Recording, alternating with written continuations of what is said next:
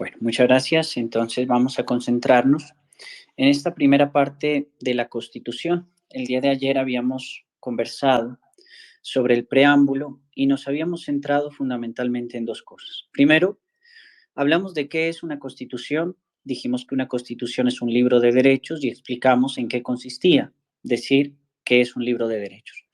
En segundo lugar, mencionamos que la Constitución es fundadora del Estado y entonces dijimos algo muy importante que nos sirve para conectarnos con lo que vamos a hablar hoy. Porque dijimos que mm, la primera Constitución o el arquetipo constitucional fue la Declaración de los Derechos del Hombre y del Ciudadano de 1789 y que todas las constituciones posteriores están basadas y están organizadas con base en ese documento. Ese documento fundó, decíamos ayer, el denominado Estado liberal de derecho. Y el Estado liberal de derecho existió hasta 1948. Bien, digamos, en la Constitución del 91 aparecen los derechos económicos, sociales y culturales a partir del artículo 42 de la Constitución, que son los que estamos diciendo que crean el Estado social de derecho, y que son aquellos que aparecen en el artículo 22 de esa declaración de 1948. También es cierto que esa Constitución de 1991 es una Constitución liberal. O sea, retomemos. Estamos diciendo que hay dos modos de Estado. Eso fue lo que dijimos ayer y voy a retomarlo entonces un poco más rigurosamente para poder explicarlo. Estamos diciendo que hay dos modelos de Estado y solo dos modelos de Estado, que antes del Estado liberal de 1789 hay otras formas de organización de la sociedad, pero no Estado.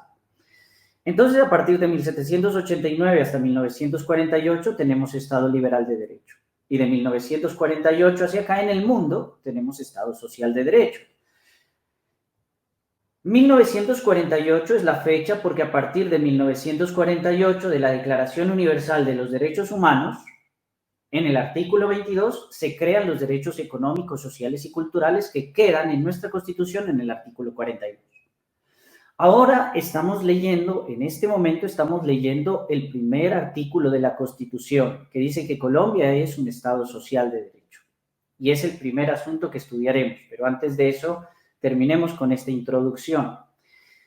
Y a pesar de que ese artículo primero dice que Colombia es un Estado social de derecho, a pesar de que ese artículo está mencionándolo expresamente, tenemos que hacer una salvedad. Y es que la Constitución del 91 es una Constitución copiada de la Constitución del 58 francesa y la Constitución del 58 francesa es liberal. O sea, es de Estado liberal de derecho, no de Estado social de derecho. Entonces tenemos una constitución liberal a la que se le acuñó todo un capítulo grande a partir del artículo 42, denominado de los derechos económicos, sociales y culturales, que se supone que son los derechos que desarrollan el Estado social de derecho y que son esos que están en el artículo 22. Espero estarme haciendo entender. O sea que tenemos una constitución un poco desordenada allí, una constitución en su estructura de Estado liberal, pero con unas acuñaciones, con unas adendas, adiciones de Estado social. Eso ha traído problemas a lo largo del tiempo, pero vamos a intentar explicar cómo se ha resuelto eso. Para poder resolver esos problemas y explicar el tema de hoy y después de esta introducción, volvamos al artículo primero de la Constitución. Este artículo primero que acabamos de leer y que es el que dice que Colombia es un Estado social de derecho y que está organizado en forma de república unitaria, descentralizada y con autonomía de sus entidades territoriales y que además es democrática y participativa y pluralista y fundado en el respeto de la dignidad humana y en el trabajo y la solidaridad de las personas que la integran y en la prevalencia del interés general, es el que se entiende que desarrolla el Estado social de derecho, pero ese artículo lo vamos a dividir en tres partes para estudiarlo. Primero, que Colombia es un Estado social de derecho, la primera parte. Segundo, que está organizado en forma de república. Y tercero, que es democrática y participativa. Esas tres partes, aunque haremos más énfasis en la primera, serán nuestro tema de estudio en este momento. Para entender qué es el Estado Social de Derecho, sería bueno que nos remitamos a la siguiente cuestión. Como estamos advirtiendo que la Constitución del 91 es una constitución basada en un Estado liberal de derecho, la Constitución del 91 es una constitución liberal de derecho que se intentó adecuar, que los delegatarios del 91 la intentaron adecuar, se intentaron añadir cosas, cambiar cosas. En el artículo primero copiaron casi textual de la Constitución francesa liberal, donde decía que Francia es un Estado liberal de derecho, entonces copiaron Colombia es un Estado social de derecho. Y luego metieron ese gran capítulo de los derechos económicos, sociales y culturales y todo eso, pero la Constitución quedó en su estructura como una Constitución liberal. Entonces resulta que si nosotros nos fiáramos solo de la Constitución tendríamos problemas. Por eso la Constitución del 91 no se desarrolla a sí misma. La Constitución del 91 necesita de unos documentos que la desarrollen, y esos documentos son unas sentencias de la Corte Constitucional. O sea que el Estado Social de Derecho en Colombia no se desarrolla en la Constitución solamente. En la Constitución hay una que otra cosita, y básicamente muy poco. Ya en realidad el Estado Social de Derecho se desarrolla a partir de la jurisprudencia de la Corte Constitucional. Y hay una sentencia que se denomina una sentencia hito, o sea, una sentencia histórica, una sentencia fundadora, una sentencia muy importante, que es la sentencia de tutela, la sentencia T-406 de 1992, que desarrolla el Estado Social de Derecho en sus parámetros generales. O sea que no podríamos entender por qué Colombia es un Estado social de derecho si no leemos la T-406 del 92, y en realidad no hay que leerla toda, no hay que leerla toda. Básicamente desde la página 11-12, el título de la 11, el título que está en la parte final de la 11, la página 12 y unas paginitas subsecuentes en las cuales el ponente, el magistrado ponente, el doctor Ciro Angarita Barón, explica en qué consiste el Estado Social de Derecho. Y digamos que el Estado Social de Derecho es, como suelo yo decir, es un hijo del Estado Liberal de Derecho. O sea, por una parte está el Estado Liberal de Derecho, que tiene una cantidad de estructuras que son fundamentalmente las que denominamos ayer: división del poder y garantía de los derechos fundamentales. Eso es el Estado Liberal de Derecho, además de que existe un cierto liberalismo económico y político. Pero ahora aparece el Estado Social de Derecho, y el Estado Social de Derecho se trata de acomodar al Estado Liberal de Derecho. O sea, el Estado Social de Derecho no existe autónomamente, solo puede existir subsecuentemente con el Estado Liberal de Derecho. Y lo que nos va a decir esta sentencia del 92, la sentencia T-406 del 92, es que el Estado Social de Derecho tiene tres elementos fundamentales. O sea, cogemos la estructura del Estado liberal y acomodamos tres elementos que se consideran fundamentales. Primer elemento, el elemento denominado New Deal o intervencionismo económico. Segundo elemento, el Stato del benessere, dice allí Ciro Angarita, o el welfare state o estado de bienestar. Y tercer elemento, el activismo judicial. Yo propongo que hablemos de los dos primeros, y quizá en otra reunión, cuando lleguemos a los elementos de la jurisdicción, podríamos mencionar el tercer elemento. Pero nos interesan por ahora dos elementos, que son el intervencionismo económico y el estado de bienestar. Esos son los dos elementos del Estado Social de Derecho que se incorporan al Estado liberal. O sea, a la tridivisión del poder y a las garantías de los derechos fundamentales. ¿Qué es el New Deal? El New Deal es esa propuesta que hace John Maynard Keynes en según la cual era la vía para salir de la crisis económica de los años 30. Entonces, ustedes saben que en 1928-29 hubo una crisis económica, la caída de la bolsa de Wall Street, y que da inicio a una cantidad o a una secuencia de crisis económicas que, según parece, terminaron en el año 33. Keynes, economista, ministro de Economía, lo que nosotros llamamos de Hacienda, de Estados Unidos, decide escribir un libro en el cual explica cómo salir de esa crisis. Y básicamente el postulado de Keynes es el siguiente. Keynes dice que Marx tiene razón, que Carlos Marx tiene razón, porque Carlos Marx había hecho una predicción económica. Carlos Marx, palabras más, palabras menos, había dicho que el sistema económico tiene 3 elementos, pero que quienes mueven la economía son solamente 2 clases sociales. El sistema económico está movido por una burguesía que son los dueños de la producción, son los que producen, que son los dueños de la producción, o en términos de Marx, de los medios de producción, toda la superestructura, la infraestructura, perdón, todos los medios de producción. Y por otro lado está el proletariado, que son los que demandan, los que tienen necesidades, los que compran lo que producen, los dueños de los medios de producción. Entonces tenemos 2 clases sociales que se encuentran y que se encuentran constantemente en el mercado. Pero hay un problema porque, digamos, Carlos Marx lo pone en estos términos. Marx dice, bueno, lo que sucede es que los bienes son limitados. Vamos a suponer que hay una bolsa de 100 monedas.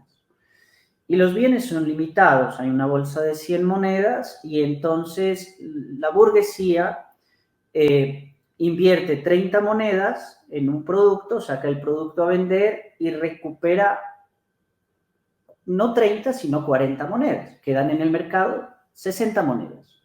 Luego al otro día convierte esas 40 monedas que ha recuperado en producto, las saca al mercado en producto, pero ya no recupera 40, sino 50, y quedan 50 monedas en el mercado. Y al día siguiente esas 50 las convierte en 60 y recupera esas 60, pues ya no quedan en el mercado, sino 30. Y así sucesivamente hasta que dice más o menos Marx que un día no va a quedar nada en el mercado porque los dueños de los medios de producción van a acaparar absolutamente la riqueza y el proletariado no tendrá recursos para comprar lo que los dueños de los medios de producción producen. Bueno, todo eso, digamos, es lo que explica Keynes en su libro. Keynes dice que Marx tenía razón, que eso fue lo que sucedió en el 28 y que eso se soluciona de un modo muy sencillo. Dice que hay que crear otra clase social. Como los elementos son 3, la burguesía, el proletariado y el dinero, pero solo hay 2 clases sociales, hay que crear una clase social que se encargue solamente de mover el dinero. Y esa clase social que se encargue de mover el dinero, siguiendo un poco la idea de Adam Smith del movimiento del dinero, de la circulación del dinero, es la clase media. Entonces a la clase media hay que darle dinero, hay que regalarle dinero, hay que donarle dinero para que ella pueda mover la economía. Es una explicación un poco complicada, pero el Estado Social de Derecho está basado en estas ideas. Entonces, básicamente lo que dice es que, bueno, hay que apoyar la economía social de mercado, hay que apoyar los sindicatos, hay que apoyar la economía asociativa, hay que apoyar toda forma de beneficio, de impulso para la clase media. Básicamente hay que apoyar la clase media. Hay que apoyar la clase media y entonces hay que hacer un nuevo negocio, una nueva empresa, una nueva forma de entender la economía, un New Deal, para poder avanzar. Hay que avanzar, pero el modo de avanzar es romper ese capitalismo, al cual a partir de allí lo van a llamar salvaje, en el cual el burgués se traga al proletario y ahora poner un eje entre los dos que sea la clase media, y es una clase media que tiene que ser fuerte. Tiene que ser fuerte para poder regular las relaciones entre el burgués y el proletario. Y entonces hay que invertir en esa clase media y el Estado tiene que intervenir la economía. Intervenirla precisamente para que intervenirla para poder fortalecer la clase media. Hay que quitarle al rico para darle a la clase media. Entonces hay que buscar la manera de, ser un poco intromisivos, intrometerse, quiero decir, y bueno, etc. Ese es el primer elemento, el elemento del New Deal, el primer elemento, el elemento de intervencionismo con el cual rompen el liberalismo que traía ese Estado liberal de derecho o Estado de derecho simplemente. Entonces, primer elemento de cambio, ya no opera aquel principio del dejar hacer, dejar pasar, del laissez-faire, laissez-passer, del Estado liberal, sino que ahora opera otro principio, el principio de intervenir la economía. Entonces hay que intervenir, si hay que poner impuestos, ponemos impuestos, si hay que poner tasas, ponemos tasas, si hay que poner lo que haya que poner. Primera cuestión. Segunda cuestión, segundo elemento de esa sentencia que explica el doctor Ciro Angarita, el estado del bienestar o el welfare state que aparece en Europa. Es una propuesta económica europea que consiste en que los impuestos que se pagan deberían cubrir salud, educación y unas cuantas cosas más que tienen que ver con el grupo denominado bienestar. Entonces, el Estado está obligado a cuidar la salud de sus ciudadanos y la educación de los mismos, en razón de un elemento que vamos a tener que añadir aquí para entender eso y que también está en ese artículo primero, que es la dignidad humana. En el liberalismo hay un principio fundamental, que es la libertad, pero en el Estado social se ha roto ese principio de la libertad y se ha acuñado otro principio, que es el principio de la dignidad humana. Ahora permítanme, yo explico esta cuestión antes de continuar y terminar con este asunto del welfare state. Resulta que un principio es el valor que se sobrepone a todos los demás valores. Nosotros malamente hablamos de principios. No hay principios porque principio es principal y principal es uno. Nosotros podemos hablar de principios porque en las situaciones de crisis se aplica una cosa o se aplica otra. Me explico. Hoy en día tenemos un problema grave frente a un principio. Libertad de expresión o respeto. Hay que escoger uno de los dos. ¿Vale? Hay gente que prefiere el respeto y hay gente que prefiere la libertad de expresión. Uno de los dos es el principio. La dignidad, el Estado social de derecho defiende la dignidad y en la dignidad se defiende el respeto. Yo no te voy a permitir que te expreses libremente si puedes ofender a otra persona, porque puedes afectarla en su dignidad. No la vas a someter ni a humillaciones, como dice la Corte Constitucional, ni a ningún tipo de tortura psicológica o mental. Te voy a prohibir que lo hagas. Por tanto, te puedes expresar, pero no si faltas al respeto. Claro, aquí surgen todas las preguntas que nosotros nos hacemos y no vayan a pensar que estoy defendiendo nada. Estoy explicando más o menos desde la voz de la Corte y desde la voz de los defensores del Estado social. Por supuesto que surgirían preguntas. ¿Y yo cómo sé cuándo se va a ofender el otro? Por ejemplo. Pero bueno, el punto es que entendamos esto y no entrar en el debate tan rápido. Entonces resulta que estamos obligados a elegir un principio, uno solo. La libertad, como acabamos de ver, choca con la dignidad. Y el Estado social de derecho es, a pesar de que se acuña, como hemos dicho, trata de acomodarse dentro del Estado liberal y sigue la estructura de la tridivisión y la defensa o la garantía de los derechos, pero el Estado social de derecho tiene enormes enemistades con el Estado liberal. Y la enemistad mayor es esta de la dignidad. Esto lo explicaremos después, explicaremos cómo entender todo este asunto, pero por ahora, digamos, dejemos montado este esquema interpretativo de lo que es el Estado social basado en la dignidad. Entonces, la dignidad es la que obliga al Estado a entrometerse en la salud de las personas. Por la dignidad, el Estado puede obligarlo a usted a que se coloque un casco para proteger su vida. Por la dignidad, el Estado le obliga a usted que se ponga un cinturón de seguridad para proteger su vida. Pues porque uno desde la libertad diría, pero hombre, yo soy libre de ponerme o no un casco. es mi vida. Yo soy libre de ponerme o no un cinturón, es mi vida. Yo soy libre de meterme en mi habitación y hacer lo que yo quiera, y si quiero puedo consumir toda la droga del mundo. No, eso no. Ahí le van a decir que eso tampoco, hasta allá tampoco, porque lo que vamos a proteger es su vida. Entonces el Estado entra en unos aspectos o en unos espacios del ser humano que se suponían íntimos, cerrados, que era un blindaje que decíamos ayer que el individuo tiene en contra del Estado, y ahora ese blindaje ya no existe porque el Estado lo permea todo. Entonces el Estado le va a pagar salud y además le va a controlar lo que usted come, porque si el Estado le va a pagar la salud, no va a permitir que usted abuse del sistema. Yo te voy a pagar la salud, pero no te vas a alimentar como te venga en gana, porque no eres tan libre. Aquí lo importante es la dignidad, no la libertad. Así que yo voy a cuidar de que te alimentes bien, porque no vas a coger el sistema, los impuestos de todos y los vas a abusar metiéndote todo el azúcar que te apetezca. No, yo te voy a cuidar, pero te voy a decir también cómo cuidarte. Es una intromisión. El Estado social de derecho es una intromisión y el Estado de bienestar es una intromisión en las libertades humanas. Suena muy bonito, Estado de bienestar suena muy bonito, suena muy bien, el bienestar es una cosa muy linda. Aquí tristemente la han cogido para hablar de cosas que rigurosamente no son bienestar.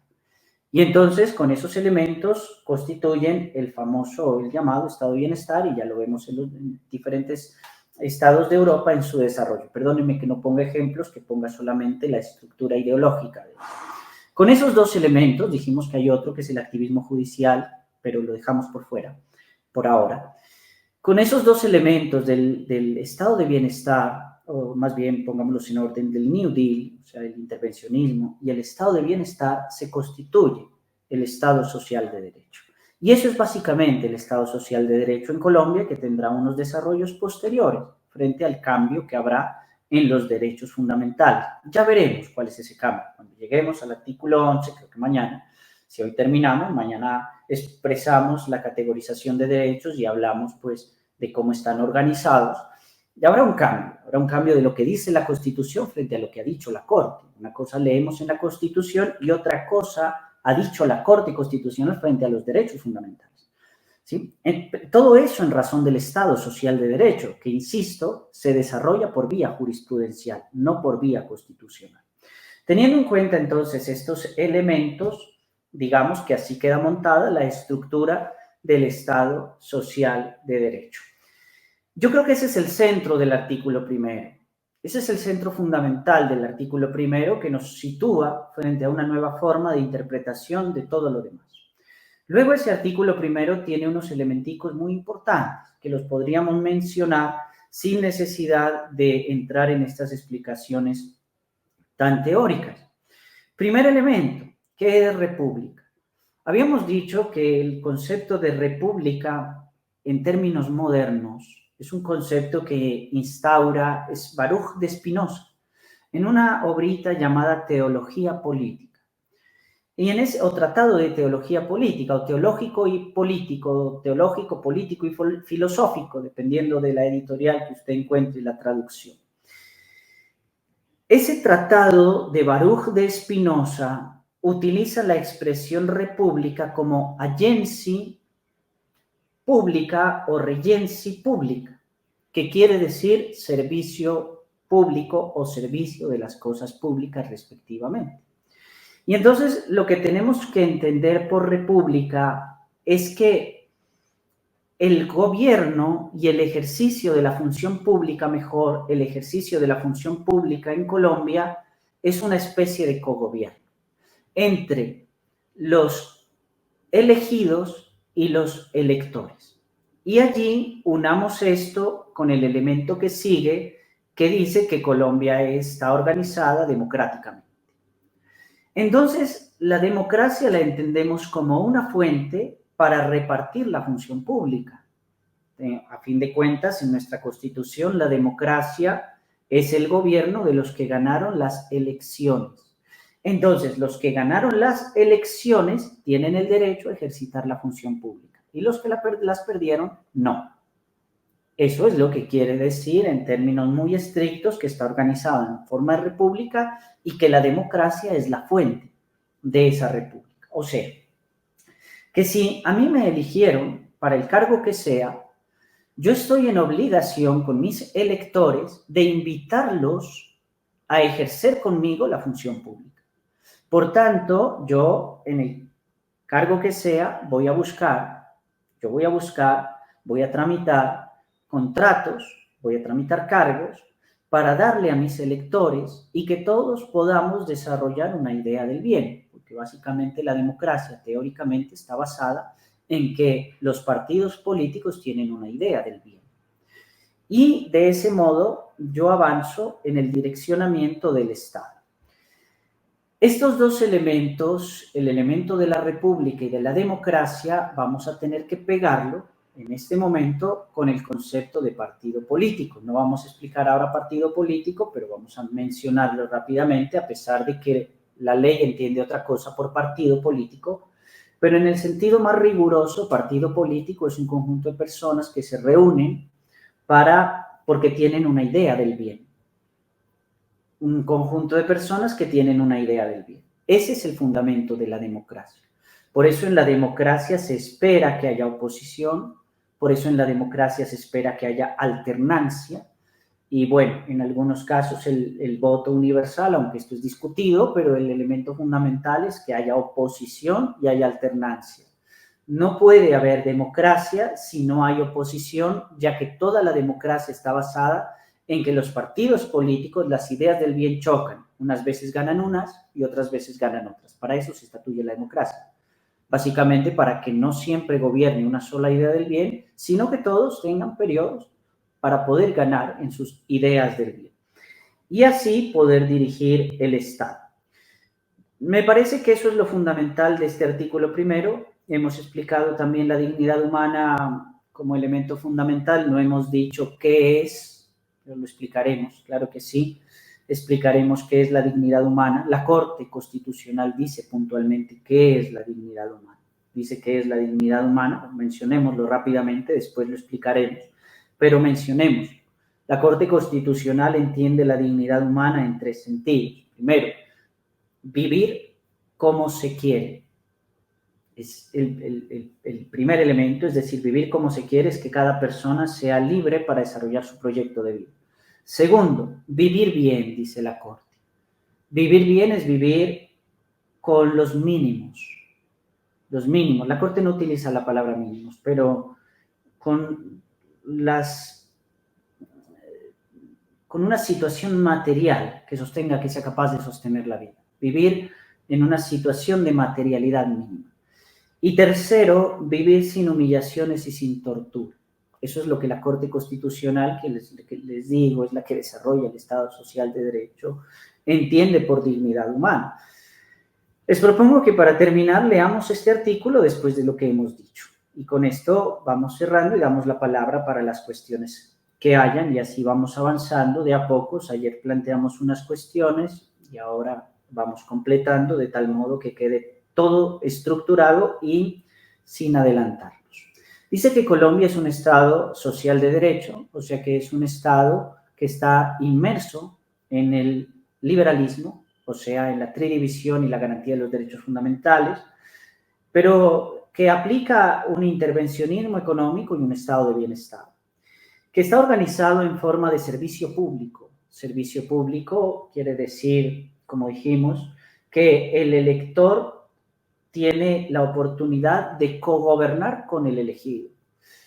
Y dice que es república unitaria. Bueno, entendemos bien eso porque sabemos que aquí no hay federalismo, que la república es una, no hay federalismo.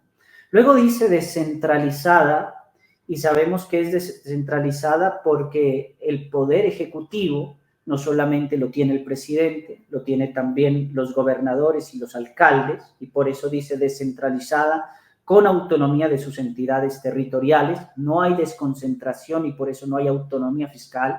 Hay descentralización, que es diferente, descentralización. Entonces hay descentralización administrativa, lo que quiere decir que hay gobernadores y alcaldes. Y dice luego democrática, que es lo que acabamos de explicar. La democracia es la fuente para acceder al servicio público, o sea que todas las fuentes del poder se ejercen por medio del voto y el pueblo es la fuente de todos los poderes. Permítanme colocar un ejemplo muy breve aquí para fortalecer esta idea. Si decimos, por ejemplo, que los magistrados de la Corte Constitucional son elegidos por el Senado, las ternas las presentan otras corporaciones, pero ellos son elegidos por el Senado, tiene todo el sentido del mundo porque al Senado lo elige el pueblo. O sea que el poder constituido del que hablábamos ayer, que es la Corte Constitucional, sí emana del constituyente primario, que es el pueblo. El constituyente primario elige al constituyente delegado, que es el Senado o el Congreso, y el Senado, que es parte del constituyente delegado, elige al constituido. Hay una línea directa donde sí se ve claramente que la democracia es la fuente de todos los poderes. La Constitución, afortunadamente, yo insisto, tiene muchas cosas bien hechas, muchas. Es un sistema muy bonito a mi modo de ver, y aquí se ve un claro ejemplo de eso. Algunos decían, oiga, ¿por qué a los magistrados de las altas cortes no los eligen esas universidades de elevadísimo prestigio que hay en el país? Bueno, por supuesto que el concepto de elevadísimo prestigio es ambiguo en nuestros días, pero el punto fundamental no es si son universidades de gran prestigio que gradúan, que son universidades que tienen gran prestigio y que a veces caen en escándalos que no quisiéramos por grados que no entendemos. Y de esas hay varias, pero no por eso, sino porque fundamentalmente una universidad no tiene fuente democrática. No hay una fuente democrática. No importa que la universidad pueda hacer un concurso mejor. El punto aquí no es el concurso, el punto no es que los magistrados de la Corte Constitucional sean los mejores. Es que necesitamos elegir a los mejores magistrados de la Corte Constitucional. No, esa no es la idea. Esto no es una aristocracia. Oiga, a mí me gustaría que fuera así, a mí también me encantaría. Pero esto no es una aristocracia, esto es una democracia. Si a usted no le gusta eso, no le gusta la democracia. Y está bien, a mí también me gusta más la aristocracia.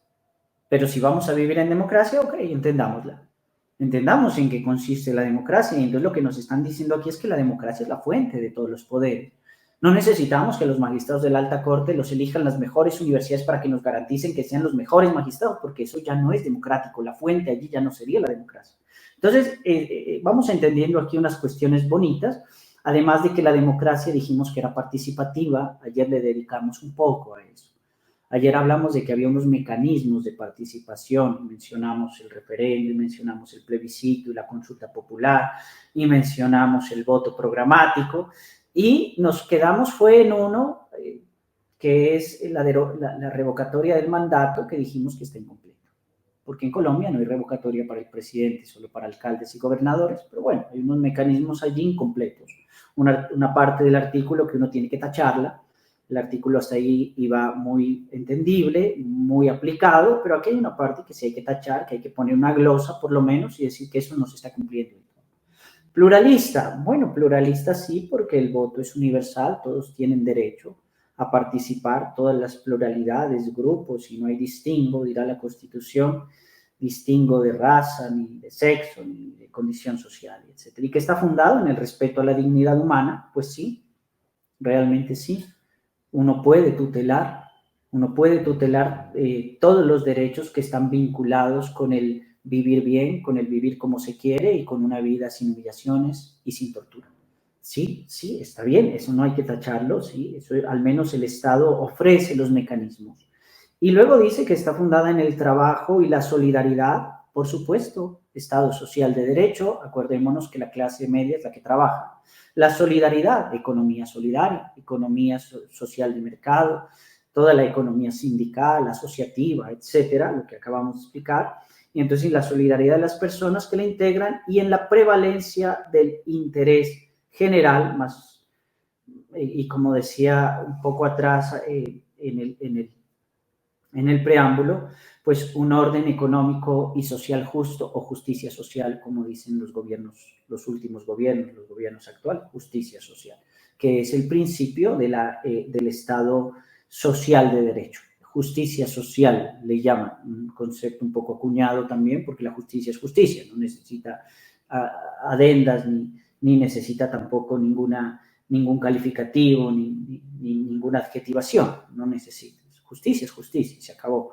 Pero bueno, aquí prácticamente para romper el concepto de justicia han puesto una palabra que es social y que rompe enteramente la sustancia misma de lo que es justo, porque entonces lo justo es lo contrario a lo igualitario, pero precisamente para poner lo igualitario por encima de lo justo le llaman justicia social. Una de las estrategias que hemos dicho que tiene la revolución molecular disipada de Gilles Deleuze y que habla precisamente de cambiar los conceptos. Ahora nos hablan de igualdad diferencial, por ejemplo. Las cortes son proclives a hablar de igualdad diferencial. O sea, como se habla de un orden social justo o de una justicia social, se habla de igualdad diferencial. O sea, igualdad diferencial. Imagínense ustedes semejante concepto. Igualdad diferencial. O sea, dos cosas distintas en una sola frase, como si se pudiera, como si fuera posible. Básicamente lo que nos están diciendo es que le firmemos un cheque en blanco al gobernante para que él nos diga lo que él entiende por justicia social, lo que él entiende que es justo, que a fin de cuentas será lo que él entienda por igualitario, porque la justicia es, como hemos dicho, es lo contrario a lo igualitario, porque la justicia es dar a cada quien lo que le corresponde, en cambio lo igualitario es dar a todos lo mismo. Son dos conceptos antónimos, no tienen nada que ver el uno con el otro, pelean por el contrario, pero es la idea que hay actualmente y con eso se está desarrollando este asunto de la justicia social, que es parte fundamental del Estado social de derecho. Eso es lo que tenemos en el artículo primero, nos fija una línea bastante amplia pues, de disertación, no es una cosa cualquiera, no es una cosa sencilla, ¿no? He tratado de hacerlo de la manera más breve posible y llevamos ya bastante tiempo en esta conversación, porque es un artículo fundante de lo que es el Estado social de derecho y de lo que será nuestra Constitución. Así que, bueno, con eso yo daría por terminada esta exposición para que podamos continuar, quien quiera opinar y demás, y entonces les agradezco mucho la atención y les deseo un feliz día a todos. Muchas gracias, Fuerza Patriota, muchas gracias, Código.